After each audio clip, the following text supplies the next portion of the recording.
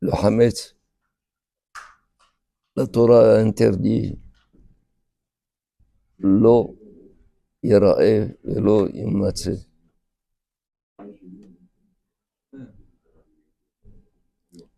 L'eau Yira'eh ne sera pas visible. Bon, maintenant qu'il ne sera pas visible, on va le mettre dans des entrepôts loin de la maison et on va le garder. L'eau Yimatzeh. Il ne faut pas du tout qu'il se trouve. Donc, on couvre les deux possibilités d'avoir le Hametz. Parce que le Hametz, du fait que nous sommes habitués à manger le Hametz durant toute l'année, il y a près de 355 jours qu'on mange le Hametz. Quand on le voit, quand il est à côté de nous, on pourrait être amené à le consommer. Lo yira'eh velo yimatzeh lecha. Lecha, ce qui t'appartient. Machma que si un goy vient, il dépose son Hametz chez toi, tu n'es pas ouvert à l'œuvre. Parce qu'il ne s'appelle pas ton Hametz. C'est le Hametz du goy. Même s'il se trouve dans ta propriété, il n'est pas appelé ton Hametz. C'est le Hametz du goy.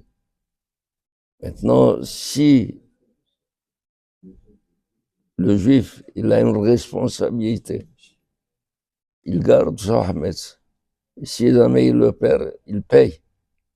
Ça veut dire que le Hametz s'appelle appartenant aux juifs. Donc, lo yira'eh velo yimatzeh.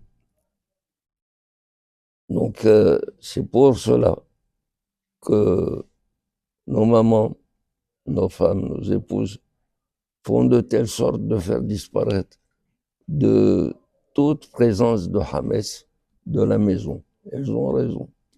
Elles ont raison. Comme ça, chaque présence de Hametz est là pour attirer une personne à le consommer. On n'est pas du tout attiré. Et bien entendu, quand on dit l'ora et l'echa, il se peut qu'il y ait dans vos bureaux ou dans les cartables des enfants ou dans les terrasses ou dans la chambre, comment on appelle ça, la chambre d'escalier.